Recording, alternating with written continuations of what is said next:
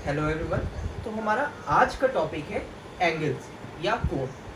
सबसे पहले हम लोग एंगल का बेसिक जानेंगे कि एंगल होता क्या है। तो बेटे, एंगल एक ऐसी क्वांटिटी होती है जो हमें किसी भी डिस्टेंस के डायरेक्शन का बोध कराती है। मतलब मैं आपसे कहना चाह रहा हूँ कि यदि किन्हीं दो बिंदुओं के मध्य हमें दूरी पता है तो वो किस डायरेक्शन में होगी इसके बारे में हमें एंगल बताता है। देखिए, मैं आपको एक एग्जांपल के थ्रू बताता हूँ कि जैसे आप पॉइंट ए पे खड़े हुए थे और आपको टोटल 10 मीटर की डिस्टेंस क्या करनी थी, ट्रेवल करनी थी। अब मैं आपसे कह रहा हूँ कि बेटा आप ए पॉइंट पर खड़े हो जाओ और आप 10 मीटर डिस्टेंस ट्रेवल करो। तो आप क्या करोगे बेटे, आप ये सीधी 10 मीटर भी चल सकते हो, ये इधर भी 10 मीटर चल सकते हो, ये 10 मीटर आप किसी भी डायरेक्शन में चल सकते हो। तो जरूरी नहीं मैं आपको जिस बिंदु पॉइंट बी पर देखना चाह रहा हूं आप वहीं पहुंचो। क्यों? क्योंकि मैंने अभी तक आपको एक अधूरी जानकारी दी कि बेटा आप 10 मीटर चलकर बी बिंदु पर पहुंच जाओगे। कारण क्या है, मैं यहाँ पे खड़ा हुआ हूँ, मैं सीधे जा सकता हूँ, मैं राइट हैंड साइड पे मुड़ गया तो मैं इधर की तरफ 10 मीटर ट्रेवल कर सकता हूँ। मैं लेफ्ट हैंड साइड यदि मुड़ा जा रहा हूँ तो मैं लेफ्ट हैंड पे ट्रेवल कर सकता हूँ।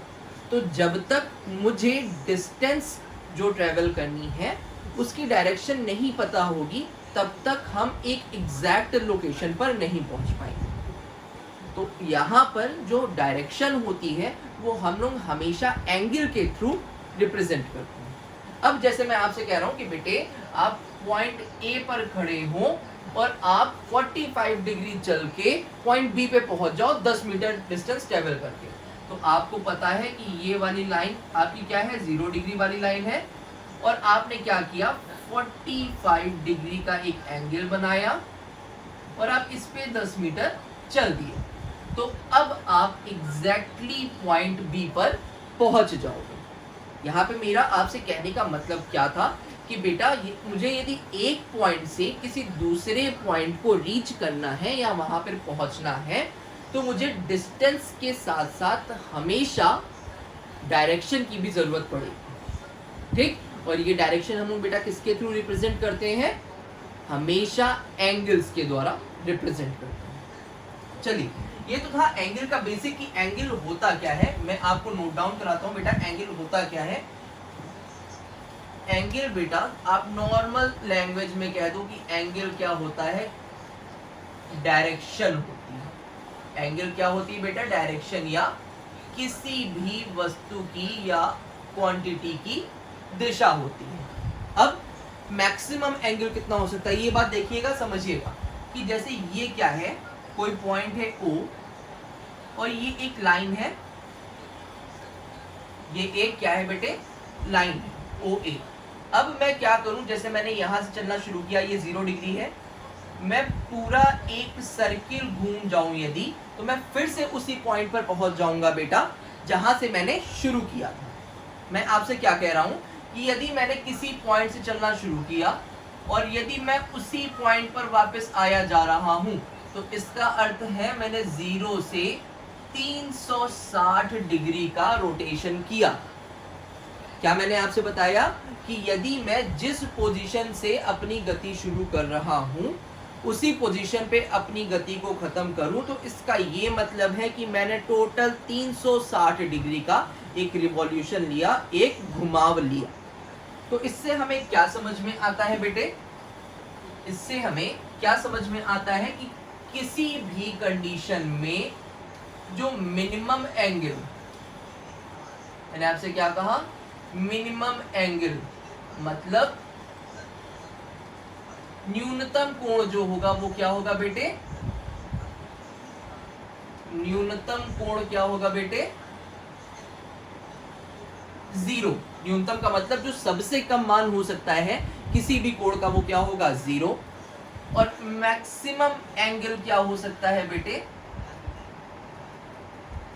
मैक्सिमम एंगल क्या हो सकता है बेटे, 360।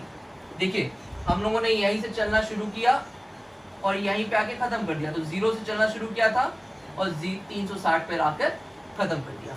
तो यहाँ पे मैंने आपसे क्या बताया कि कि किसी भी एंगल में मिनिमम वैल्यू हमेशा 0 होगी और मैक्सिमम वैल्यू क्या होगी बेटे 360 डिग्री। अब हम लोग क्या करेंगे, इन्हीं एंगल की वैल्यू के अनुसार, एंगल की वैल्यू के अनुसार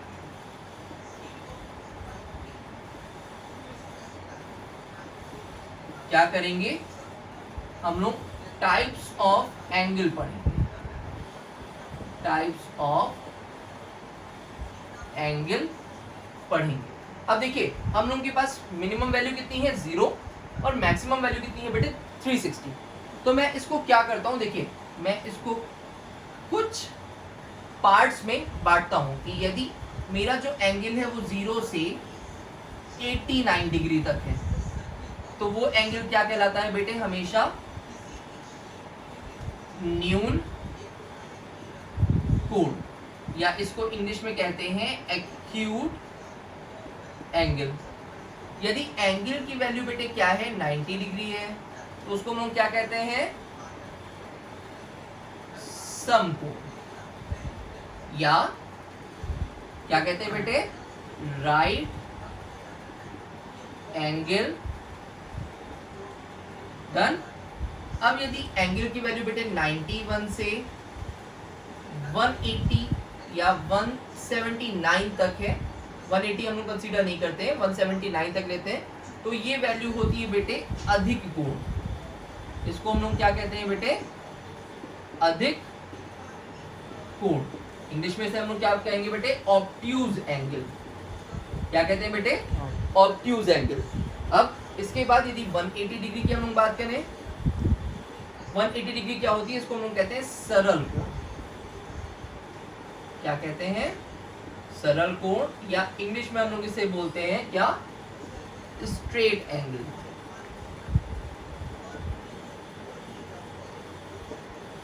नेक्स्ट आता है बेटे कि यदि वैल्यू 181 से 359 तक है तो हम लोग इसे क्या कहते हैं, वृहद कोण। वृहद कोण, या इंग्लिश में बेटे इसे हम लोग बोलते हैं रिफ्लेक्स एंगल। और लास्ट आता है बेटे 360। अब मुझे पता है कि यदि मैं 360 किसी भी सर्किल में घूमूंगा तो मैंने जहां से शुरू किया था मैं वहीं पर वापस आ जाऊंगा। तो मतलब इस समय मैंने पूरा एक गोला कंप्लीट कर लिया, एक पूरा रिवॉल्यूशन कंप्लीट कर लिया, इसीलिए मैं 360 को क्या बोलता हूं, संपूर्ण वृत्त या होल सर्किल। देखिए ये यहाँ पे क्या है, एंगल का मान है, और ये क्या है, टाइप ऑफ एंगल। यहाँ पे देखिए हम लोगों ने क्या पढ़ा आज के अभी तक के लेक्चर में, कि एंगल क्या होता है, किसी भी डिस्टेंस की डायरेक्शन मुझे बताता है, और एंगल की जो मिनिमम वैल्यू होगी वो सदैव 0 होगी, जो मैक्सिमम वैल्यू होगी वो हमेशा 360 के बराबर होगी। अब क्या होता है कि इन्हीं 0 से 360 डिग्रीज के मान के बीच में मुझे कोणों का विभाजन करना है। तो मैं आपसे क्या कह रहा हूँ, यदि कोण का मान 0 से 89 डिग्री तक है, मतलब 0 से बड़ा है और 90 से छोटा है, तो वो कोण हमेशा न्यून कोण कहलाता है या एक्यूट एंगल कहलाता है। अब यदि हम लोग आगे बढ़े, यदि एंगल का मान सीधे सीधे 90 डिग्री हमें दिया हुआ है, ना कम ना ज्यादा, यदि एंगल का मान 90 डिग्री दिया हुआ है तो उसे हम लोग सदैव समकोण कहेंगे या राइट एंगल कहेंगे। यदि उसके बाद हम लोग आगे बढ़ते हैं, अब 90 तक हम लोग की बात हो चुकी है, यदि एंगल का मान 91 से 179 तक है, मतलब 90 से बड़ा है और 180 से छोटा है, तो उस समय हम लोग एंगल को बेटा क्या कहेंगे, उस एंगल को हम लोग कहते हैं ऑब्ट्यूज एंगल या अधिक कोण। ठीक, अब बात आती है फिर से, यदि एंगल की वैल्यू एग्जैक्ट 180 है, एंगल की वैल्यू यदि एग्जैक्ट 180 है तो हम लोग इसे कहते हैं बेटा सरल कोण या स्ट्रेट एंगल। ठीक, उसके बाद यदि एंगल की वैल्यू 180 से ज्यादा है, मतलब 181 से 359 तक है, 180 से ज्यादा है और 360 से कम है, तो हम लोग उस एंगल को क्या कह देते हैं बेटा, वृहद कोण या रिफ्लेक्स एंगल। ठीक है, और यदि पूरा रोटेशन कंप्लीट हुआ जा रहा है मेरा, तो हम लोग उसे क्या कहेंगे बेटा, संपूर्ण वृत्त या होल साइकिल या होल सर्किल। इसको देखिए मैं रेंज के टर्म में भी लिखवाई दे रहा हूं कि इसकी वैल्यू हमेशा 90 डिग्री से क्या होगी, कम होगी। संपूर्ण की वैल्यू क्या होगी, 90 डिग्री के बराबर होगी। ऑब्ट्यूज की क्या होगी बेटा, अधिक कोण की 90 से ज्यादा होगी, लेकिन 180 से हमेशा क्या होगी, कम होगी। फिर सरल कोण का मान कितना होता है बेटा, 180 डिग्री। वृहत कोण का मान क्या होता है बेटा, 180 से तो वो ज्यादा होगा लेकिन 360 से कम होगा। और संपूर्ण वृत्त का मान कितना होता है बेटा, हमेशा बराबर होता है 360। डन। तो हम लोगों के पास ये 6 एंगल हैं जिनका क्लासिफिकेशन हमने किस अकॉर्डिंग किया है, एंगल की वैल्यू के अकॉर्डिंग।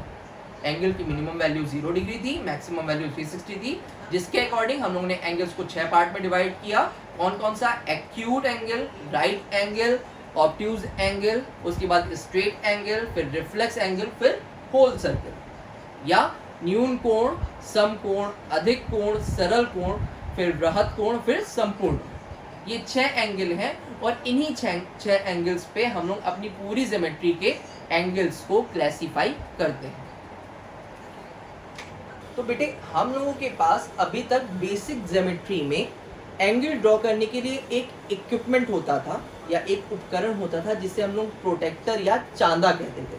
हम सब लोगों ने अपने बचपन से ये यूज किया होगा, जिसमें हम लोग जानते थे कि ये जो राइट मोस्ट वैल्यू होती थी वो 0 डिग्री, ये 90 डिग्री, ये 180 डिग्री।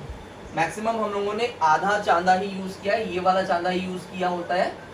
ठीक, एक चांदा आता है जो होल सर्किल भी दिखाता है, मुझे पूरा 360 डिग्री तक का मान दिखाता है, जिसमें क्या होता है बेटा 0, 90, 180, 270 और ये बेटे क्या हो जाता है 360।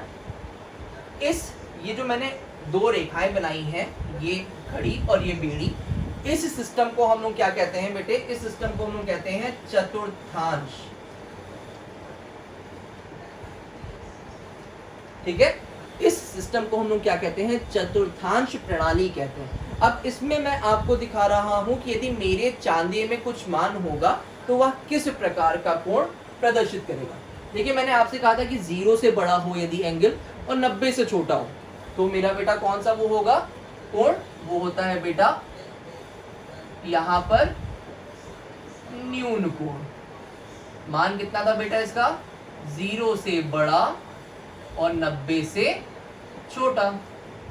ठीक, अब उसके बाद आती है बेटा ये जो स्ट्रेट लाइन है, ये वाली, ये क्या होती है बेटा, समकोण, जब थीटा का मान कितना हो बेटे, 90 के बिल्कुल बराबर हो। डन। अब हम लोग के पास थर्ड जोन आता है, जब थीटा का मान क्या हो भाई, 90 से तो ज्यादा हो लेकिन 180 से कम हो। तो ऐसे कोण को बेटा हम लोग क्या कहते हैं, ऐसे कोण को हम लोग कहते हैं अधिक कोण। देखिए मैंने ये वाला जो एंगल बनाया है वो क्या है, अधिक कोण। ये वाला एंगल क्या है, न्यून कोण। अब उसके बाद देखिए ये जो ये वाली लाइन है, हॉरिजॉन्टल वाली जो लाइन है, ये लाइन क्या दिखाती है बेटा हम लोग को, सरल कोण। जब थीटा की वैल्यू क्या हो बेटे, 180 के इक्वल हो। डन।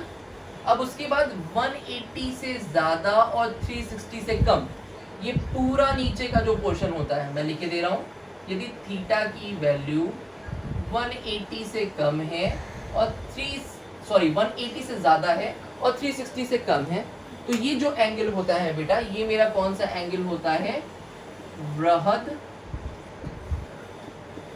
कोण, या इसको इंग्लिश में हम लोग क्या बोलते हैं, रिफ्लेक्स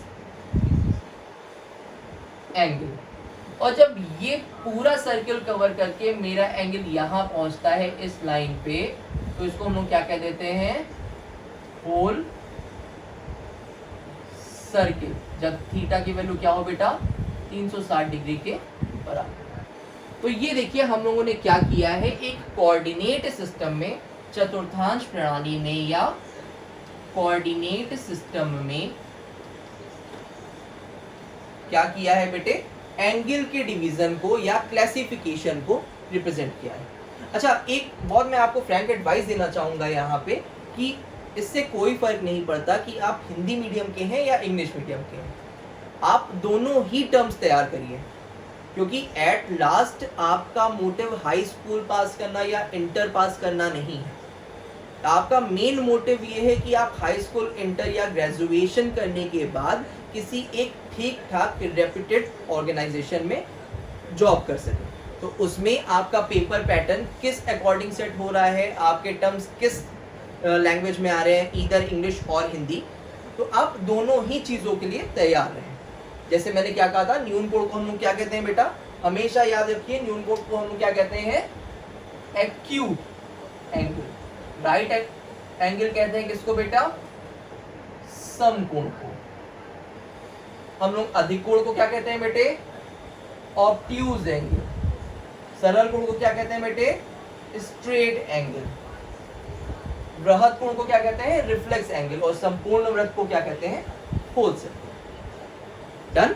तो यहाँ पे आज के लेक्चर में हम लोगों ने ये सीखा कि एंगल क्या होता है। एंगल किसी भी डायरेक्शन में या किसी भी दूरी की दिशा को दिखाता है। एंगल क्या होता है, एंगल वह इकाई है या एंगल उस तरह की क्वांटिटी है जो किसी भी दूरी की दिशा को दर्शाती है।